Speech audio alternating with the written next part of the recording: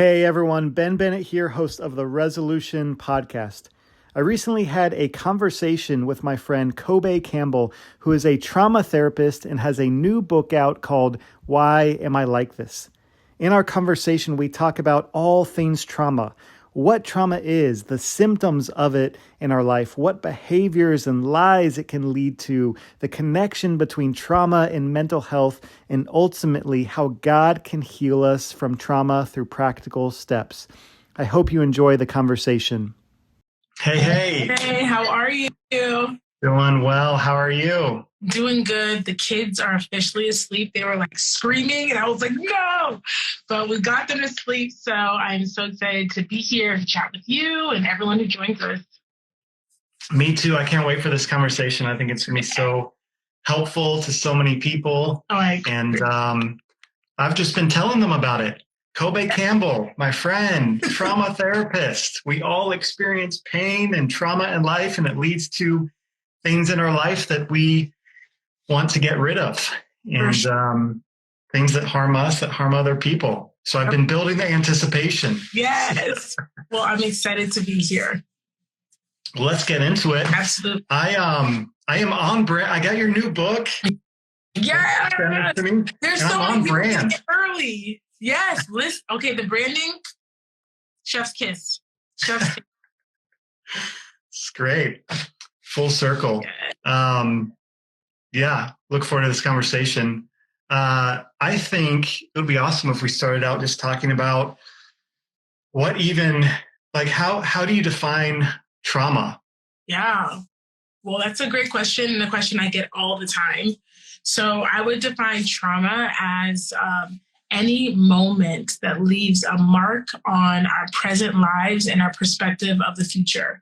So any past moment that still lives in the present and affects how we see the future. And, the word trauma literally translates in the Greek to the word wound. And a wound is different for every single person. And that's like my favorite talking point about trauma is for every person, something hurts differently, right? I have a twin sister, things that hurt me, she's like, I don't even feel that, and vice versa. But trauma is deeply personal, deeply contextual, and it's this experience that leaves us with something, right? I think people often think it's just the moment, but trauma is what the moment left in our lives, even after the moment is long gone. Yeah, it's interesting how it can be unique to each person. Yeah. How it's almost like it's these negative experiences. A lot of times we think it's like the most horrific things, and it can be the most horrific things. And anything bad we experience ultimately, I think, is horrific, but it's beyond our ability to cope in a healthy way in that moment. Yeah. And it leaves that, like you said, I love that word or that explanation of in the Greek that it's this wound, it's this lasting thing. And I know I'm thankful that these days, at least it seems like in the past couple of years, where the word trauma is being used a lot more. Yeah. I know when I started getting into healing and therapy and recovery and researching this stuff 10 years ago, a lot of people I talked to were like, trauma, that's like PTSD, right? Yeah. Or that's like you got into an accident. Yeah. Or like we're overseas in a war. Yeah. But now we're starting to realize, no, or talk about, no, there's more to trauma. So what would you say, Kobe, are some of the common ways people today are experiencing trauma, and maybe some ways that we might not naturally think, that was trauma? Yes, absolutely. That's such a great question. I think that most of us have trauma that has nothing to do with physical harm. And that kind of has become the unspoken social marker. Like, if you have been hit or harmed or abused in a way that is physical, then it's valid. Then it's truly painful and it's truly wounding. But the truth is, the part of our brain that processes physical pain is the same part of our brain that processes social and emotional pain, meaning that words hurt just as deeply as someone hitting you, as someone pushing you. And I love this field because I feel like it gives us language for things we already know, but may not have the courage to say out loud.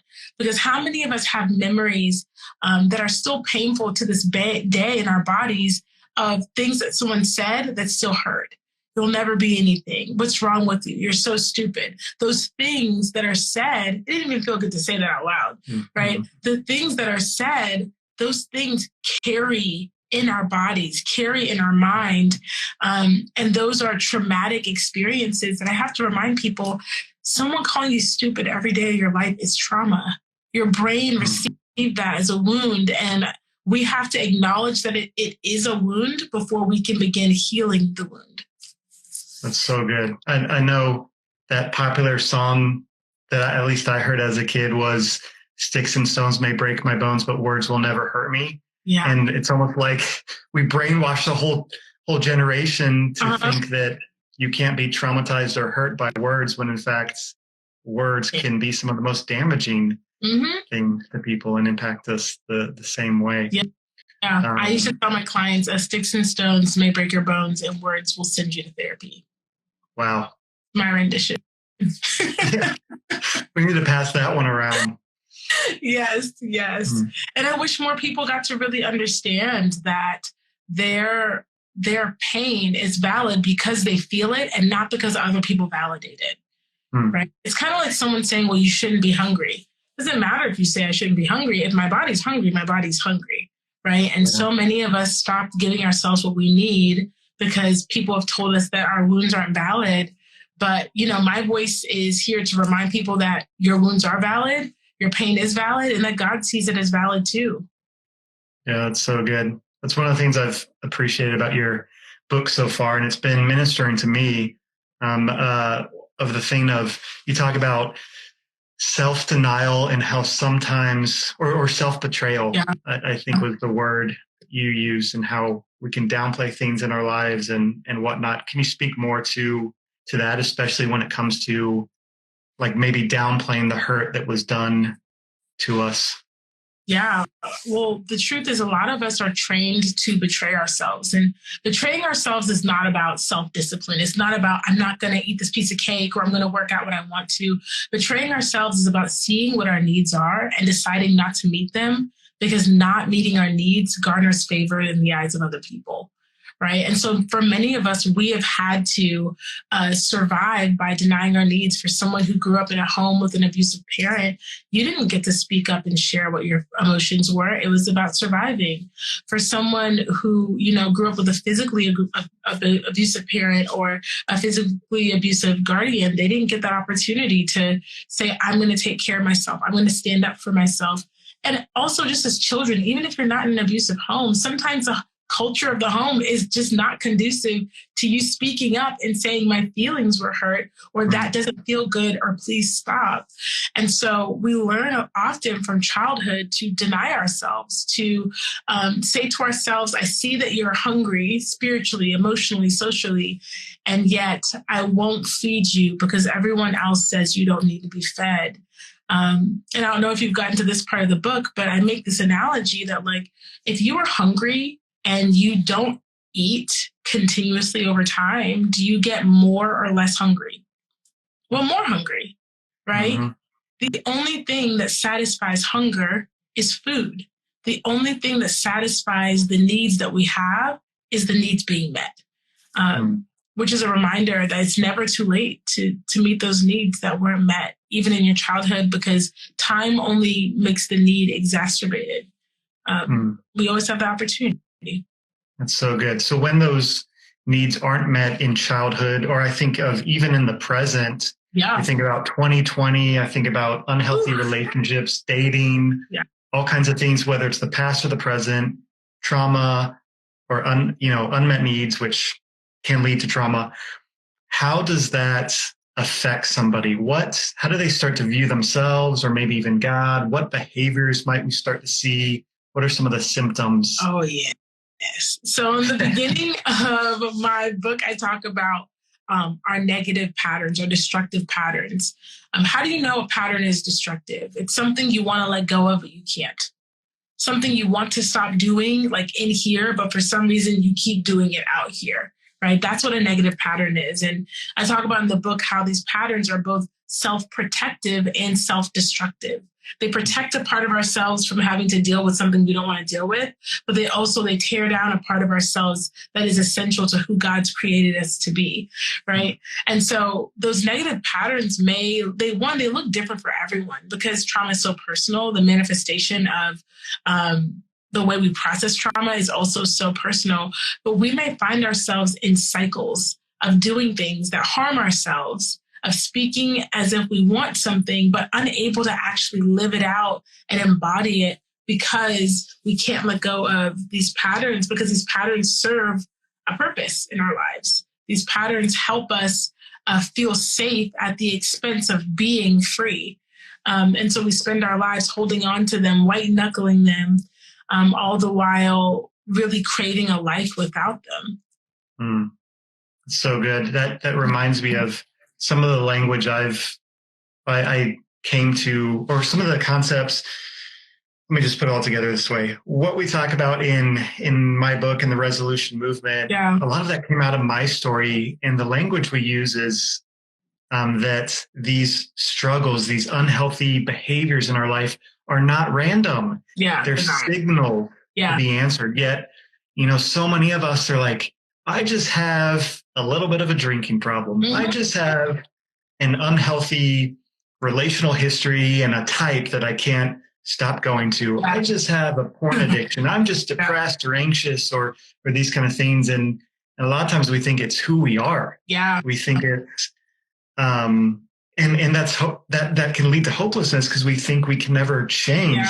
But what I love about your book is it helps connect those dots of how your past is affecting your present, and how if we start to, even the story about one of your clients dealing with anxiety in school and his dating relationship, and yet it was about something deeper in his parents' divorce, and how I like to say, question your struggles, don't just condemn them. Let's get to the bottom of this. And I love that. Question your struggles, don't condemn them. And what I love is, I love alliteration. If you're Black, you know what it is. But we also need to get curious. We got to get curious. We have to. And you cannot be curious about something that you distance yourself from. You cannot want to draw near to something that repels you. Right? That's the power of God's kindness. That's the power of God's compassion, is that like God is curious. We see that in the life of Jesus. Jesus asked more questions than any other type of dialogue in scripture, right? He's curious, not for his own sake, but for the sake of what it means for the person who's answering the question. He already knows the answer, but there's something about you having to answer that question out loud for yourself, you having to get that answer from in here and say, why do I do this? What does this remind me of? How do I feel without this pattern? And that's so true. Our past lives in the present until we process it. Like, we can't escape that. And I think that we have been so fooled,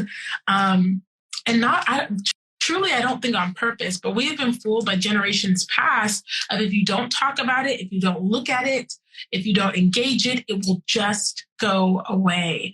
And that's simply not true. Actually, when you don't talk about it, when you don't look at it, when you don't engage it, you actually lose track of it, meaning you lose access to understanding what parts of your life are affected by this thing. If I have my eyes on it, I'm studying it, I'm curious about it, I can begin to see, oh man, the way I was treated in childhood, that's starting to seep into my parenthood, or that's starting to seep into friendships. But when you turn your back on it, you completely abdicate all power and authority to understand where that thing is showing up in your life in the present. And so, it's so true. That's also why it's so powerful to get connected to people who have done this work before, people who have walked it out, and people who are professionals, because you are too close to see. The analogy I give my client is, if I stick my hand right here, I may not know it's a hand until I get this far away. Sometimes we're just too close to see, and we need people like you, people like me, who have walked through it, who have done the work and can help other people do the work as well. Yeah, that's so helpful. I know sometimes, especially in my life, it took other people naming things I'd been through Yeah. And like, really, that happened? Not in like a, whoa, I'm surprised, but like a, whoa, that happened to you? Was that painful? And at first, like, no, not really. And you're Like, hmm. we need an outsider's perspective because our life, nobody has lived our life except for us. Yes. And it's normal to us. Yeah. And it takes those other people, or even hearing other people share their story and how the things they went through were painful, for us to be like, wait a second, was that painful for me? Yeah. Because back to your point of self-betrayal, that's a protective mechanism. Yes. Yes, it is. Yeah. What's so interesting is a huge symptom of trauma is a desensitization to pain, right? When we think about the fight, flight, freeze system and the rest and digest system, right? The fight, flight, freeze system, that system is meant to be like a fire alarm in our home, meaning it is supposed to go off, but under certain contexts. It is supposed to go off, but in certain circumstances that indicate that something big or something meaningful is happening. But when you experience trauma, that alarm is going off all the time. Imagine living in a house where the fire alarm is just going off all the time. The fire alarm of anxiety, of sleep issues, of overeating, of over drinking, of feeling sick, of feeling nauseous, right? This is going off all the time. So how does your body tell when there actually is a fire? You don't know, right? You lose the ability to detect what's dangerous around you because your body's telling you that everything is dangerous, right? And then you become desensitized to true danger because you're actually more familiar with true danger because of your history with trauma, right? And that's why like community matters. That's why connecting with other people matters. That's why getting someone else's eyes on the truth of your story can literally save your life. And I think that that's like literally the perfect point that you just made. Wow. Yeah, I think of, to your point, with being desensitized to danger and pain, I've realized, and as I've worked with people, I've seen so many people where pain and struggles are just so normalized that they're almost like comfortable, and painful yet familiar is more comfortable and can feel more safe than the risk of change, than the risk of getting out of that and actually seeing that there is something better. And it's almost like so easy to get stuck in that rather than risk and change and find something that's actually more safe and better for us. Oh my goodness, yes. And that is like, these conversations are so important to me as a therapist because people need to know that as you heal, as you begin to tell your story, as you begin to let other people into your life, you are going to feel more than you ever have before. Not because you're doing something wrong and not because healing is not working, but because it's not getting worse, it's getting realer. You know, it's getting real. You're getting access to the truth of how bad it actually was. Your body has already encoded it with the truth of how bad it was, but you may not know up here or in here how bad it was, right? And like, there is just a reminder I always have to give my clients is like, you are going to feel worse even as you're getting better.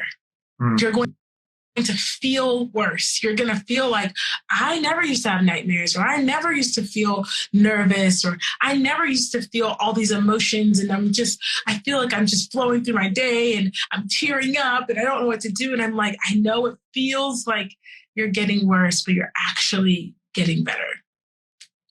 Oof, that's encouraging.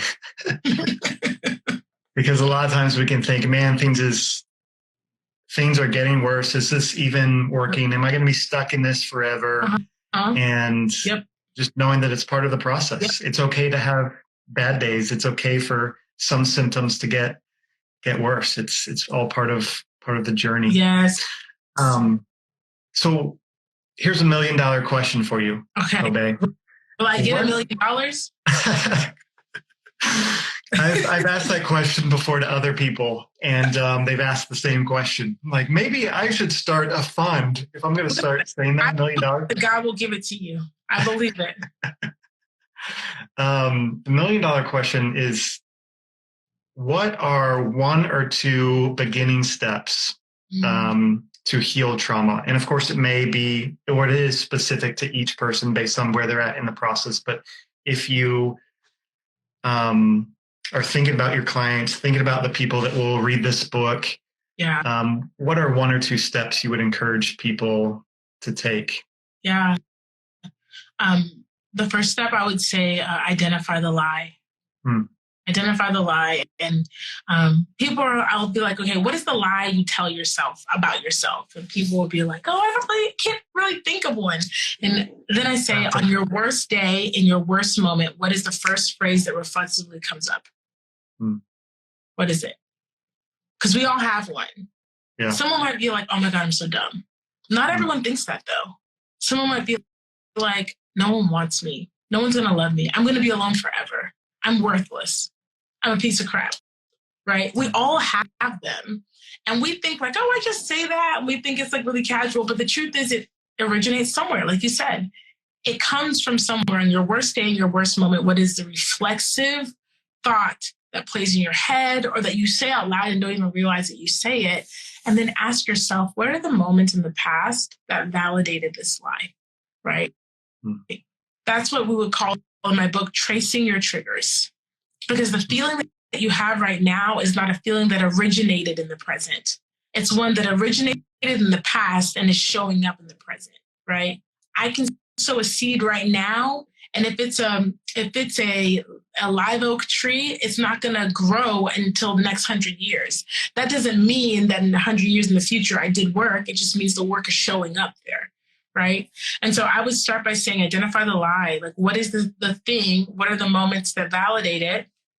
And how did you respond to those moments that validated it?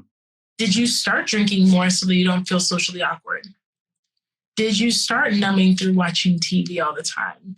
Did you start lying because you didn't feel safe telling people the truth? Did you start watching porn? Did you start, like, what is the thing you did to protect yourself from the moments that made you feel like that lie was true? And then this is less of like an actual step, but kind of like a heart posture. What would it look like if you believed that the very opposite of the lie was true? What would your life look like? Like, just pretend, completely suspend reality. Pretend there are no limits and no boundaries. What would your life look like? And I can almost guarantee you, I've never had a client say, I don't know, right? They might say, I don't know. And I'm like, are you sure? And then they'll be like, I would wake up in the morning and I would spend time with the Lord and I'd eat breakfast and I'd go on a run and I have my own business and I go here and I would live here. And it's amazing the detail and the clarity that we have about our lives and our calling and who we're created to be when we simply identify the lie and pretend it's not there just for a second. Just for a second. I love that. That instills so much hope of what could be, and that there's an alternative to the lies we continue to deal with, the sin struggles, the mental health struggles, the stuff that's weighing us down in life. And I know in my journey that type of vision, what could be, where do I want to be in 5 years? What would life be like if I wasn't so depressed, if I wasn't so addicted to this? That's been so key in my journey, because it's like with anything in life, you got to know where you're going. So many of us, I think, we're like, I'm going to go to therapy because I just don't want to be anxious anymore. Yeah, that could be part of it, but there's something so much more. The anxiety is trying to tell yourself something, and God wants to bring so much more freedom to your life. And that is always going to be a much greater motivator than just getting rid of the problem, looking at where am I going and what is God calling me to? I know in my journey, similarly to that, my therapist had me spend time thinking about what is God's vision for my life? Like, not just getting rid of pornography, not just getting rid of anxiety and depression, but who has God actually called me to be, and what has he called me to do? And these struggles are getting in the way of that, but God just doesn't want to remove the problem. He wants to usher me into who he created me to be. Yep. I shared on a live earlier today, there's a difference between running away from something and running towards something, even if you're at the same speed and in the same direction. And you may be running in the same direction at the end of this journey of healing, rather at the end of this journey of deeper understanding, but the motive matters. It matters because one is oriented around fear and one's oriented around hope. One's oriented around shame and guilt, and one's oriented around imagination and creativity and love. And so it matters, even if we end up running in the same direction. Like, are you running away from something, or are you running towards something? And I love the moment where my clients come to therapy because they're running away from something. And they're like, I just want to stop doing this and start doing this. I don't want to do this anymore. Give me some coping skills to deal with my anxiety so I can get out of therapy. And I love the moment where they get to the place where they're finally like, I'm not just running away from anxiety anymore. I'm running towards what God's called me to. I'm running towards purpose. I'm running towards freedom. I'm running towards joy. I'm running towards intimacy. And I always tell my clients, listen, if the barriers that the enemy is placing in your life are this big, this intense, this fear-inducing, then what must be on the other side? No one works this hard to block you from something that's worthless. No one spends this much energy to keep you from something that has no value. If the enemy's been trying to take you out since birth, and there are really people, if you heard their stories, you would really believe the enemy's been trying to take them out since the moment they escaped their mother's womb. And yet I have to remind them, then what's on the other side? Let's not stop here. Let's not stop with I'm able to sleep. Let's not stop with, I'm less anxious. Let's not stop, period. Let's keep going until we find out exactly what God made you for. Because something's telling me that the depths at which the enemy's tried to drag you to correlate with the heights at which God wants to bless you and meet you at.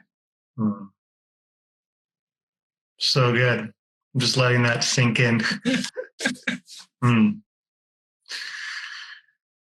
Well, the new book is amazing. Hope everyone picks it up. Kobe, I'd love to ask you, what can people expect to learn, to gain from this? I mean, you've got a wealth of knowledge. You've got so much great content. And there's a lot of, as I've been reading, a lot of special gems and such helpful things in this. What can people expect to gain from this? Yes. I think people should expect to gain courage. I share a lot of my own stories from my clients, stories in my life. And I do it because the goal is courage. You can get all the resource, you can get all the information, you can get all the tips and tricks and coping skills. But if you don't have the courage to do something with it, it means nothing. So my hope in this book is to give people courage and to give them information, to help them understand why you are the way you are.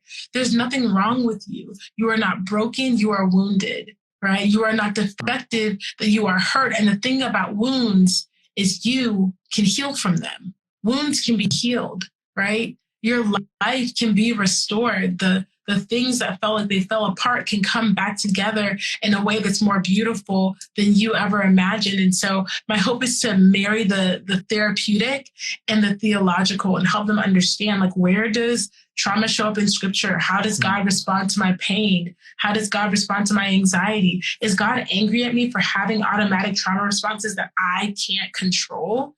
Right? These are questions that people ask me when we're in therapy. And so I was like, there needs to be a trauma 101 book for believers, a trauma 101 book for people who are trying to figure out how to heal their hearts and deepen their faith. And so that is my hope, is that at the end of this book, each person feels encouraged to heal their heart, to take the journey, and then also to deepen their faith.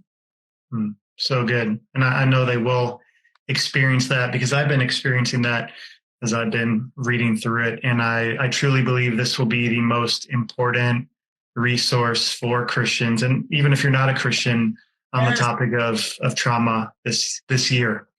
I read a lot of books and have written on this topic. I research on this topic all the time. And this is this is a gold mine and so important. And I know it's going to help so many people. Thank So you. Thank you. Yes. I just stuck the link in there for the people who are asking. It's called Why Am I Like This? It comes out April 4th, literally a week from tomorrow. I'm believing big things for this book, believing that it's going to touch people's hearts and reach people, and that it's going to be a source of healing for generations, a source of healing for the hopeless, a source of healing for the brokenhearted. And I'm delusional enough to believe that God's going to do the impossible, that this book is going to be on the New York Times bestseller list, that this book awards. I really am. And, I think that what I've loved about this book is, like, for me, my limiting beliefs, my negative core beliefs were that I couldn't be the person who was special, that I couldn't be the person who got the good things.